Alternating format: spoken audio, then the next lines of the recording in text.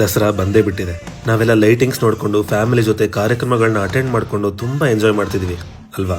ಆದ್ರೆ ಇಲ್ಲಿ ಸಾವಿರಾರು ಜನ ಪೊಲೀಸರು ಮನೆ, ಮಠ, ಹೆಂಡತಿ, ಮಕ್ಕಳು ಇವೆಲ್ಲವನ್ನ ಬಿಟ್ಟು ಕರ್ತವ್ಯ ನಿಷ್ಠೆಯನ್ನ ಪಾಲಿಸ್ತಾ ಇದ್ದಾರೆ. ಬಿಸಿಲು, ಮಳೆ, ಚಳಿ, ಗಾಳಿ ಎಂದೇ ಪಾಪ ಬೆಳಗ್ಗೆಯಿಂದ ರಾತ್ರಿವರೆಗೂ ನಿಂತ್ಕೊಂಡು ಕಷ್ಟಪಟ್ಟು ಡ್ಯೂಟಿ ಮಾಡ್ತಾ ಇರ್ತಾರೆ.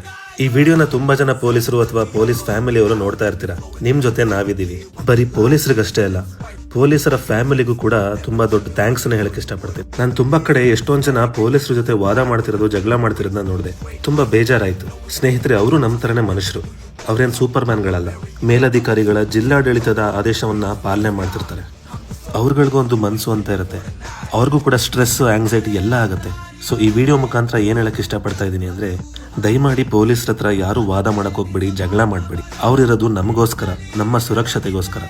ದಯವಿಟ್ಟು ಅವ್ರು ಏನ್ ಹೇಳ್ತಾರೋ ಹಾಗೆ ಕೇಳ್ಕೊಂಡು ಕೋಆಪರೇಟ್ ಮಾಡಿ. ಹಾಗೆ ನೆಕ್ಸ್ಟ್ ಟೈಮ್ ನಿಮ್ ಮುಂದೆ ಯಾರಾದ್ರೂ ಪೊಲೀಸರು ಸಿಕ್ಕಿದಾಗ ಒಂದು ಸ್ಮೈಲ್ ಮಾಡಿ ಥ್ಯಾಂಕ್ ಯು ಹೇಳೋದನ್ನ ಮರಿಬೇಡಿ. ಆಗ ಅವರ ಮುಖದಲ್ಲಿ ಮೂಡುವಂತ ಖುಷಿ, ಆ ನಗುಗೆ ಬೆಲೆ ಕಟ್ಟೋದಕ್ಕೆ ಸಾಧ್ಯನೇ ಇಲ್ಲ. ನಾನು ಹೇಳಿದ್ ನಿಮ್ಗೆ ನಿಜ ಅನ್ಸಿದ್ರೆ ಈ ವಿಡಿಯೋನ ನೋಡ್ತಾ ಇರೋ ಪೊಲೀಸರು ಅಥವಾ ಅವ್ರ ಫ್ಯಾಮಿಲಿಯವ್ರು ಯಾರಾದ್ರೂ ಇದ್ರೆ ಎಸ್ ಅಂತ ಕಮೆಂಟ್ ಮಾಡಿ. ಹಾಗೆ ಇದೇ ತರ ಕಂಟೆಂಟ್ಗಾಗಿ ನನ್ನ ಫಾಲೋ ಮಾಡೋದನ್ನ ಮಾತ್ರ ಮರಿಬೇಡಿ. ಜೈ ಚಾಮುಂಡೇಶ್ವರಿ, ಜೈ ಮೈಸೂರು ಒಡೆಯರ್.